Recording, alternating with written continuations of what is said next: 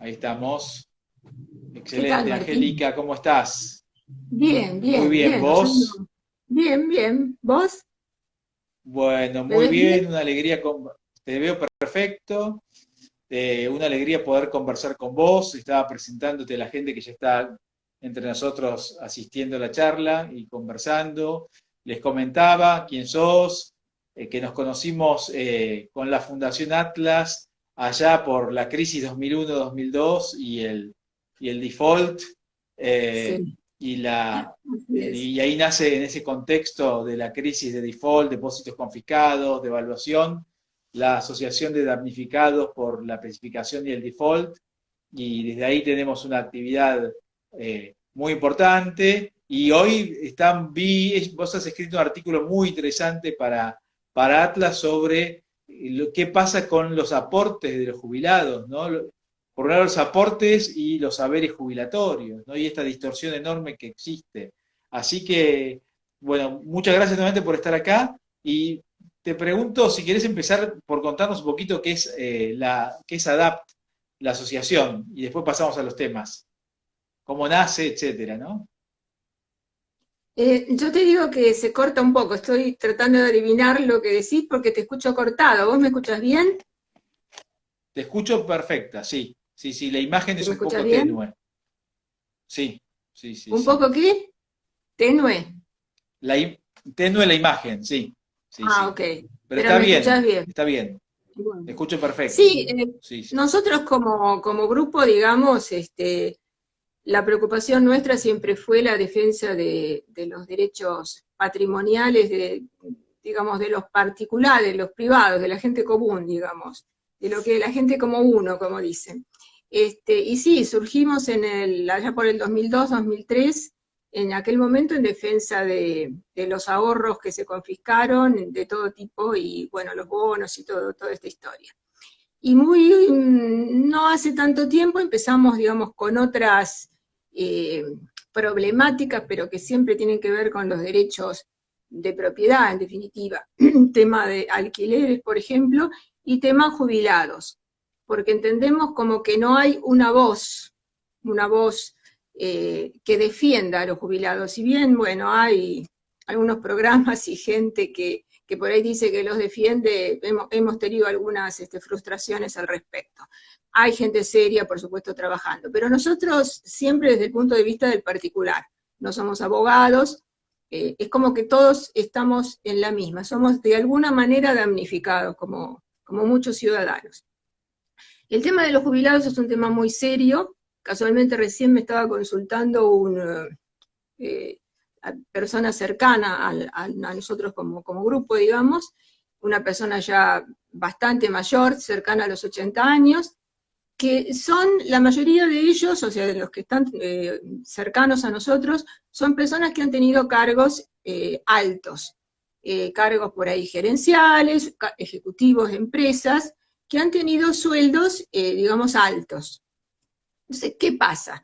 Las jubilaciones ordinarias están topeadas, o sea, tienen un tope. Hoy ese tope está, hoy, digamos, mayo del 2021, alrededor de 138.000 pesos por mes. Eso sufre, aparte, digamos, paga impuesto a las ganancias, que ahí hay otra historia de la falta de transparencia de ANSES al respecto, y se paga un PAMI que es casi un 6%, aunque no lo uses, y la mayoría de estas personas de ese nivel de jubilación, digamos, no lo usan. Entonces, y uno no puede deshacerse, digamos, de pagar ese casi 6% por mes. Ahora, el tema de los topes es un tema muy serio porque imagínate que 138.000 pesos por mes para una persona que ocupa un cargo alto, en una empresa o que ha ocupado un cargo alto, en muchos casos, dependiendo del sueldo en actividad, es un porcentaje bajísimo de ese sueldo en actividad. O sea, ahí no se cumple los principios de sustitutividad y de equidad que fija la Constitución Nacional. Ahora, ¿qué pasa? Por un lado, la Corte Suprema en el 2017 emitió un fallo, que se llama fallo Gualtieri, donde dice que vos no podés recibir una jubilación por un salario por el cual no aportaste. A esto debo decir que si vos sos empleado en actividades, en relación de dependencia, tu aporte tiene un tope. Este tope viene de leyes anteriores, tiene que ver con la creación de las AFJP, o sea, toda una historia que no vamos a hacer aquí demasiado largo. Entonces, ese aporte se bajó en porcentaje y vos aportabas hasta un tope. Supone que si ganabas 15.000 pesos y el tope era 10.000, aportabas por 10.000. Ahora, todo esto aportabas por ganancias y en definitiva de tu sueldo bruto se te iban en 35%, porque ya más, la misma Corte Suprema hay un fallo que determina que se considera confiscatorio. Lo cierto es que por una cosa o por la otra, vos no recibías todo tu sueldo. O iba a la caja de jubilaciones una parte, además no tenías la opción, nadie tiene la opción, hoy tampoco, o sea, la problemática es actual, de aportar por encima de ese tope. Sí, por ejemplo, los que alguna vez estuvimos en las FJP, que el gobierno de turno nos sacó los aportes, nuestros aportes, a las FJP, vos tenías la opción de aportar un extra, un plus, por encima de lo que te descontaban. Ahora, cuando el gobierno tomó se apropió, digamos, de tus dineros en las FJP, de nuestros dineros en las FJP, también fueron a parar, también se apropió de los extras que habíamos depositado. Eso fue a juicio, hubo gente que cobró después de largos años de juicios, algunos todavía no, pero ¿qué pasa? Lo cobrás con un interés que no es representativo de lo que pasó en el país con la inflación. Entonces siempre perdés. Entonces ahora el tema, por un lado es eso, o sea, nadie nos dio la posibilidad, digamos, de aportar, a vos tampoco te la dan, o a la gente que está en actividad en estas condiciones, no podés aportar más de lo que te fija la ley, o sea, más de ese tope. Por supuesto que las jubilaciones de privilegio no tienen ese tope, no se jubilan con topes, y los que pagamos, y los que pagan, digamos, esa situación es la gente común, digamos, la gente ordinaria que está bajo ANSES. Entonces, el otro tema problema respecto es de esto, sí. no sé si me escuchás bien, ¿sí? No te Sí, decía sí, que a la hora de estatizar el régimen de AFJP, un dato interesante es que a pesar de que el gobierno intentó decir que el régimen era rechazado por la sociedad, etcétera, un 83% de las personas seguían eligiendo AFJP respecto del sistema estatal, ¿no? Lo cual ahí hay un mito absoluto, ¿no? Esa gente perdió todo, como vos decís. Claro, claro, exactamente. O sea, ese dinero en teoría fue transferido al Estado, a la caja del Estado, a la caja de ANSES. Pero en definitiva no fue tu elección. O sea, no fue la elección nuestra. Nosotros elegimos otra cosa. Entonces el gobierno decidió otra. Ese es el famoso tema de la inseguridad jurídica de la Argentina. O sea, donde vos no podés tener un sistema, crear un sistema previsional X bárbaro, fabuloso, suponete que tomemos el mejor sistema a nivel mundial, que no sé cuál es en este momento, pero si después viene alguien y te cambia las reglas de juego, no sirve para nada, digamos, lo que crees con el sistema previsional, que aparte no es solamente un problema del sistema previsional, es un problema que va a la concepción misma del Estado, o sea, cuáles son los gastos del Estado, en qué gasta el Estado, qué pasa con toda digamos, la subsidiariedad que existe, o sea, vos vas a ANSES hoy, a cualquier oficina de ANSES, suponiendo que se pueda ir dejando el tema de la pandemia de lado, y te vas a encontrar con que no hay jubilados, la mayoría es gente joven, porque están los de la AUH, los subsidios, los que van por créditos, entonces que no hay jubilados. Entonces, ¿dónde está la atención, digamos, al jubilado, la preocupación por el jubilado? No. Y el otro tema grave que vemos, muy grave, aparte, hay varios, ¿no? Pero para no ser demasiado larga en la exposición, el Poder Judicial. El Poder Judicial es de una demora terrible, años. Gente que tiene, no sé, 80 años, viene con juicios de hace 10, 15 años o más. Y resulta que el juez, digamos, va a primera instancia, va a segunda instancia, después entra a la etapa de ejecución, entonces en la etapa de ejecución vuelve a primera instancia, y le gusta que el juez de primera instancia de la ejecución es como que ignora, si me escucha algún juez no le va a gustar lo que digo, ¿no? Pero como que ignora lo que se viene tratando, y vuelven otra vez con los topes, y vos presentás los cálculos, y los cálculos, y los cálculos sin los topes, y resulta que vuelven con los topes porque quieren aplicar Gualtieri. Ahora, más atrás del 2017, Gualtieri no existía, y estábamos en la misma.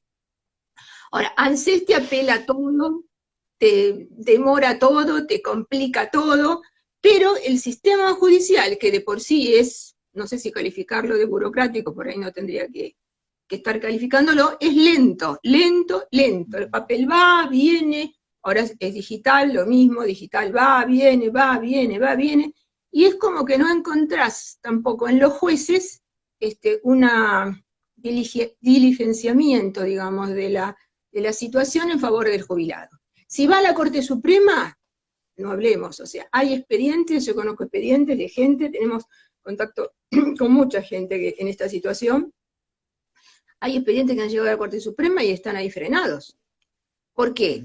Hay un fallo de Cámara, de lo que se llama la segunda instancia, que previendo este problema con el fallo Gualtieri, dio la posibilidad de que aquel que aportó hasta un tope de su salario, por lo que había dicho al principio, la ANSES pudiera, digamos, descontarle por la diferencia entre su salario real y el tope. Creo que es el fallo Calderón, ahora no quiero decir un nombre equivocado, pero creo que es ese. Y hay expedientes que con esa condición han llegado a la Corte. Y ahí están. Ahí están. Y no sabemos. Por lo que vos... Sí, perdón, Sí. por lo que vos estás diciendo, esta es una especie de genocidio silencioso de jubilados que aportaron, que están en la tercera, cuarta, quinta edad, con una, es terrible decirlo, ¿no? Pero una cuenta regresiva, con un deterioro tal vez de la salud, es una muerte en masa silenciosa de la que nadie habla y que no se piensa revertir y se patea para adelante la pelota tratando de ganarle en tiempo a la vida de jubilado. ¿Es así esto o es exagerado? Es lo que ha venido pasando desde hace mucho tiempo, desde hace mucho tiempo realmente. Hubo fallos que fueron muy famosos en su momento, el fallo Elif, el fallo Badaro, que, digamos, fueron positivos en el sentido de que aportaron a la movilidad de las jubilaciones.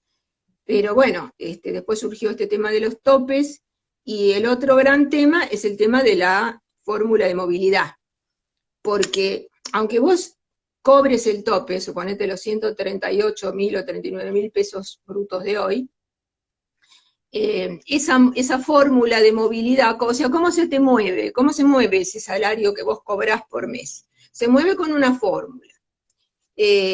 Las fórmulas han venido variando con distintas leyes. La anterior a la época de Macri también era parecida a la que se cambió ahora, porque tenía en los términos de la fórmula, digamos, lo que se llama los ingresos de ANSES. Hay una serie de terminologías, digamos, particulares, por ahí yo me estoy moviendo demasiado. Por ejemplo, entra en la fórmula la variación de recursos tributarios de ANSES por beneficio. Ahora, decime, yo quiero que alguien me diga dónde se consigue esa información en forma transparente. Cuando viene Macri, cambia esa fórmula, podemos hacer distintos cuestionamientos a la fórmula del gobierno de Macri, pero era transparente. Entonces, vos tenías el índice de costo de vida, por un lado, en un 70% que aplicaba la fórmula, y un 30% de un índice laboral que se llama RIPTE, que podríamos hablar largo y tendido sobre ese índice, es bastante, o sea, tiene en cuenta la remuneración de empleados estatales, la remuneración de empleados privados, y los no registrados. ¿Cómo se sacan los no registrados? No sabemos. El tema del índice salarial del INDEC tiene el mismo tema, o sea, hay una banda de no registrados. Lo cierto, siendo concisa, o tratando de ser concisa, digamos, que en esa fórmula del gobierno de Macri vos era transparente, tenías el 70% de un índice público, que es el índice del IPC, y un 30% de una fórmula, digamos, salarial, publicada, de alguna manera. ahí se eliminó del medio, desapareció en el 2016 la publicación del ISBIC, que es un índice salarial que tiene a los empleados de la construcción y comercio, que yo no lo he visto más publicado desde el 2016. No sé por qué, traté de preguntar, no tuve respuesta. Ese índice era, para mí, más representativo del salario de un trabajador en actividad que aporta, digamos, que aportó toda su vida o que sigue aportando. No estamos hablando de la economía en negro, que ese es otro gran problema. A lo que iba es que ahora vuelven a cambiar la fórmula. Y aparte del descalce, eso tendríamos que hablar de que los términos de la fórmula se toman de periodos anteriores. O sea, suponete que la fórmula en diciembre toma el RIPTE de septiembre y hace una relación que no quiero explicar ahora porque es matemáticamente, digamos, no es sencillo. Pero a lo que voy es que toma el RIPTE este, que es o el índice del INTEC, cualquiera de los dos, el que sea mayor, dice.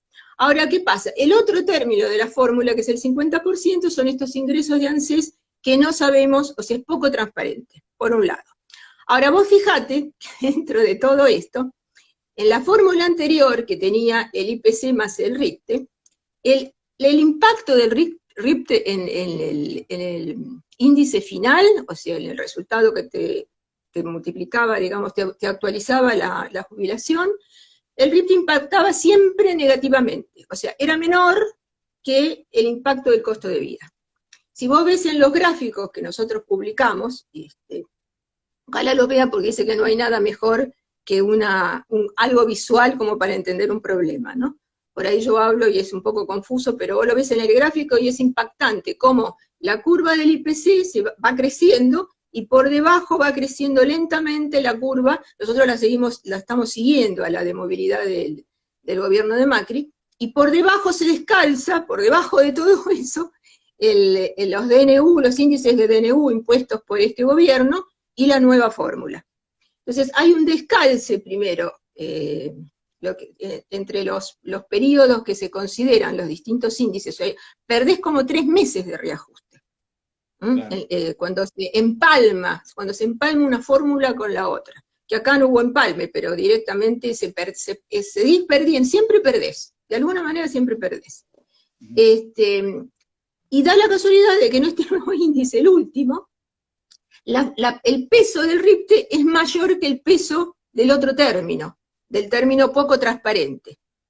O sea, antes el término del RIPTE era menor, te bajaba el índice final, y ahora resulta que el RIPTE es mayor que este término de ingresos tributarios de ANSES.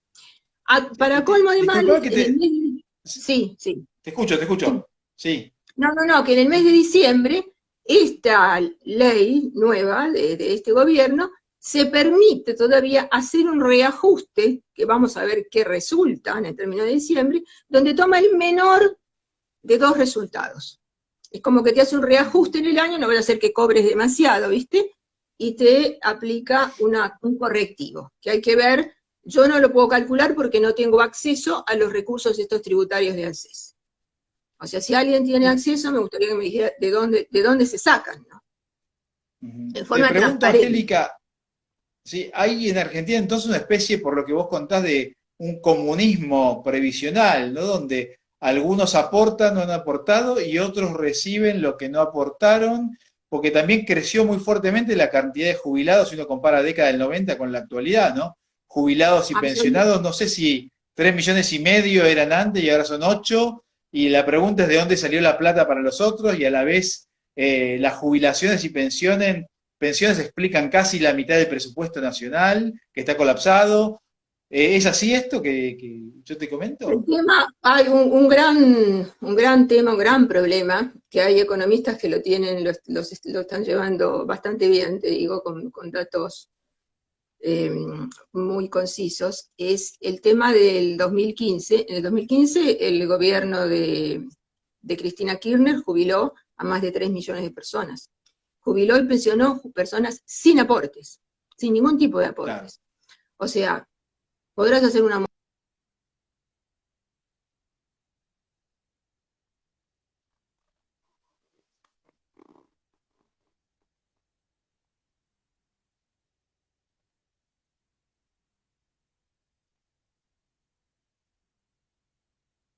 no hubo nada, se jubiló, e inclusive, no sé, se podrán conseguir los audios de cuando ella misma dijo, vamos a ver qué hace el gobierno próximo con estos 3 millones y pico de jubilados que no han aportado, cómo se les va a pagar.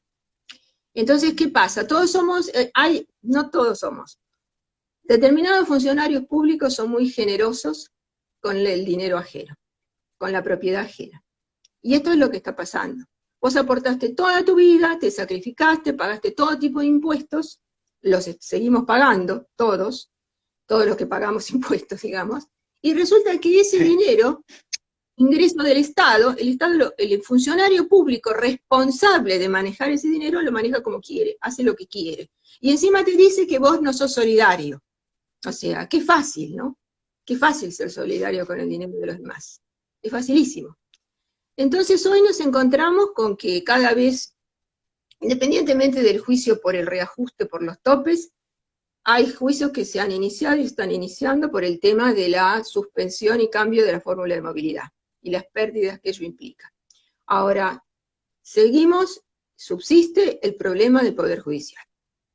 Y si aparte el Poder Político sigue avanzando sobre el Poder Judicial, con lo mal que está hoy, no sé qué puede pasar mañana. Eso es una preocupación de todos, creo. Sí, Angélica, sí. Clarísima, clarísima. Y para ir cerrando, te pregunto, ¿qué es lo que podría hacer la Argentina para salir de este pantano, ¿no? Cada vez más complejo, que es el sistema previsional, donde hay más jubilaciones, menos aportes y un futuro incierto, por decirlo, por ser positivo mi apreciación para las próximas generaciones? ¿Se puede hacer algo? Yo creo que esto va mucho más allá del sistema previsional. El sistema previsional es una parte. O sea, si vos no tenés saneadas las cuentas públicas, tenés impuestos, impuestos, impuestos y gastos y gastos y gastos. Hay economistas, por ejemplo, que llevan los gastos del Congreso. Es una cosa alucinante, alucinante. Entonces, si vos no administrás bien, no tenés un sistema impositivo global, completo, un sistema económico que, digamos, cubra todas las partes de un Estado, bien administrado, el sistema previsional es una parte. Y el sistema previsional por sí solo no puede arreglarse. Tiene que ser parte del todo. Vos tenés que tener las cuentas nacionales arregladas. Sabés en qué gastás, no tener gastos excesivos, resolver el tema de la coparticipación de las provincias. O sea, es complejo el tema, es muy complejo. Y yo no veo, como muchos, que esto vaya en el camino de solucionar esos temas. Realmente no lo veo. Así que, bueno, Angélica, ha sido clarísima. Sí, te escucho, perdón. No, que ojalá, digamos, el argentino por ahí, yo lo que veo después de años, más de 15 años más, de trabajar así colectivamente en una asociación, que no intenta hacer una crítica a esto, pero es como que el argentino es muy individualista. Y que sumarse, digamos, y colaborar y trabajar, le cuesta mucho. Por ahí quiere que alguien le sirva las cosas hechas. Y esa falta de sentido de lo colectivo, voy a colaborar, voy a sumar un aporte, no económico, ¿no? Sino un aporte laboral, un estar. No sé, nosotros estamos muy activos en Twitter, por ejemplo. Y desde que dejamos, digamos, nuestro sitio web, bueno, estamos más activos ahí, menos en Facebook, menos en otras redes sociales. Y bueno, necesitaríamos, por ejemplo, que mucha gente se sume, distribuya, retuitee, apoye, aporte, sume, porque eso son muchos, ¿entendés? Mientras seamos pocos, bueno, no existimos, y eso es así, eso es una realidad, y pasa en todos los ámbitos sociales. Es lo que creo que cualquiera de nosotros observa, ¿no? Así que bueno, Angélica, ha sido muy clara tu explicación de un tema complejísimo, ¿no? Como es el tema previsional.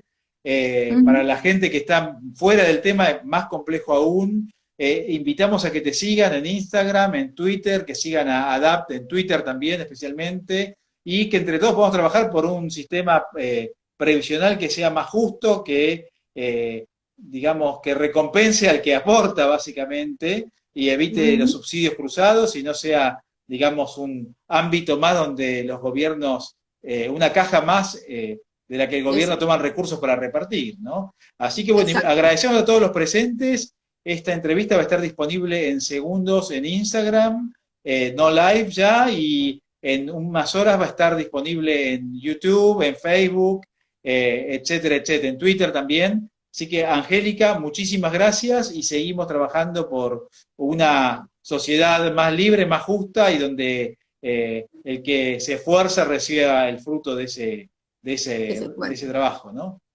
Muchísimas gracias, Martín, por invitarme, un placer y realmente me encantaba de estar con ustedes e ir para adelante en lo que sea necesario. Muchas gracias, nos vemos, estamos hablando. Vamos. Chao, chao. Buenas noches.